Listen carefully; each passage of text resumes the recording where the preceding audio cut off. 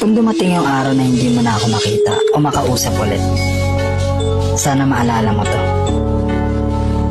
Minahal kita ng buong buo. Ginawa kitang priority sa mga parang akala ko hindi ko kayang gawin sa iba. Ang dami kong pwedeng gawin sa buhay ko. Ang dami kong pwedeng piliin na tao. Pero sa dami ng option, ikaw pa rin ang pinili ko. Nanatili ako. At kapag dumating yung araw na piliin kong umalis,